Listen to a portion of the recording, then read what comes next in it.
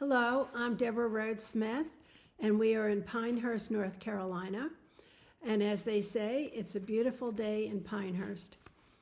For those that don't know her, I'd like to introduce you to Vivian R. Jacobson, longtime resident of Pinehurst. I met Vivian as an appraisal client of mine several years ago.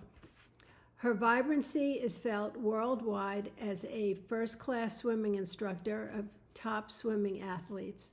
She is known worldwide by her friendship and knowledge of the great artist Marc Chagall. Recently, she was awarded honorary doctorate by UNC Pembroke. Her philanthropy to the University Arts Library of her massive Chagall library is appreciated by scholars beyond comprehension. She continues to lecture and organize tours internationally. She is a major donor to Sandhills Community College and last but not least, the Foundation of First Health. And she's also human. Thank you. Vivian is a survivor of cancer more than once. And here is where we will begin our conversation. Okay. So welcome, Vivian, to the 2025 Ginger Lash Memorial Tournament fundraiser for the Cancer Care Fund. And thank you for being our speaker this year. And we're doing it by video, Yes. obviously. And how are you feeling? I'm doing well. The pollen, of course, has gotten to me, but other than that, I'm doing pretty Excellent. Would you mind sharing your story with us about your cancer? well. It's an interesting story because I'm a survivor of breast cancer since 1999. I had a mastectomy. I went on tamoxifen and Femara, and I did not have any radiation or therapy because it was considered at that time the prognosis was not good. And so I just said to my husband, I would like to go to Jerusalem and pray at the wall, and I would like to increase my swimming from twice a week to 4 times a week.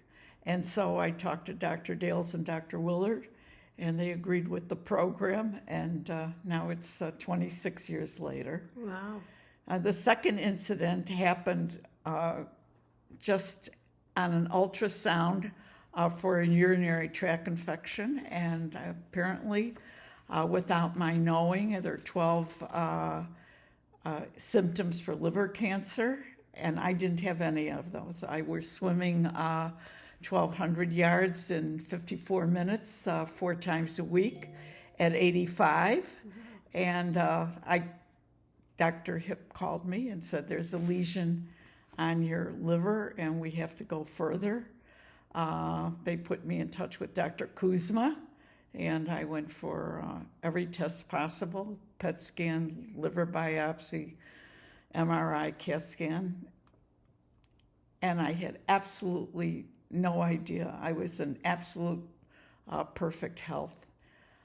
The ultrasound came about because I called Dr. Martin at 8 o'clock in the evening, which I felt I had the right to do since he was a swimming student of mine, and told him I had this obscure stomach ache.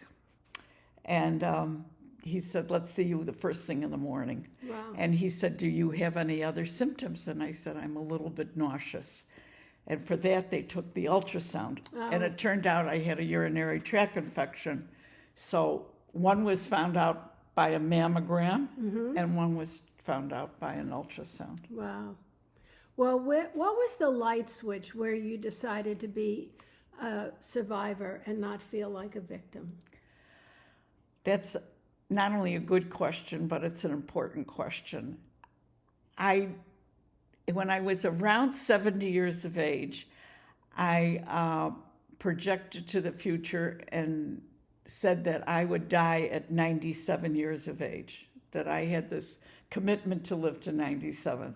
Marc Chagall lived to 97, my grandmother lived to 97, and a woman who I greatly admired in Chicago, one of the great standard members of the Art Institute of Chicago, also lived to 97. So I think what happened in my case was because I projected that no matter what happened or whatever illness I got, I was going to survive and go ahead with life. That's remarkable. Where do you draw the strength to persevere through the struggles of healing? And what could you say to inspire others that are going through these challenges themselves or with their loved ones, or for those blessed to be clear to date? For me personally, my mind was the greatest chemotherapy treatment. I looked at my cancer like the size of the tumor in my breast or the size of the tumor in my liver. I mean, I weigh 178 pounds. Who's going to win on in this deal, right? A 2-gram tumor, forget it. And I also treated my cancer as a chronic illness. It's something you have, you get it treated, and you get on with your life. It's like a bad headache, or people complain of sciatica or their hip, and it just comes from nowhere. So you had a holistic approach. I would say I was definitely in partnership with Eastern medicine and with Western medicine. Well, you have more energy than some 70-year-olds I know. And everyone, Vivian celebrated her 89th birthday in October. And I forget about 97. I look forward to celebrating her 100th in 10 and a half years. And thank you so much for doing this talk with us. Yes, and I think that I'm very impressed with what you're doing to raise money for the cancer care fund? The care fund, because one of the hardest parts for me when I was going for chemotherapy at Page and Memorial Road is I had a nurse to take care of me. I had somebody at home to take care of me. And I would see people come in by themselves, and it made it very, very difficult. But then I found out about the Cancer Care Fund then, and I think that the bottom line for me of what you're doing to raise funds for people who are in need of further help is that people have to understand that when you give a ride to somebody for their cancer treatment, Absolutely. It's equal to the chemotherapy. Yes. It's part of the healing. So I'm very proud of what you're doing, and I hope Thank you raise a lot of money. We're very proud of you. So, well, you started as a client, and it is with joy that I can say that we are now dear friends. Please share this YouTube video beyond the circle of PWGA. Vivian, thank you for your time. And please, everyone out there watching this, donate. If you'd like to get in touch with me, Deborah Rhodes Smith, in terms of how to donate, you can reach me through the Pro Shop at Pine Wild Country Club in Pinehurst, North Carolina. Thank you. Everybody stay well, stay healthy. Bye-bye. Yeah. Thank Bye-bye. you.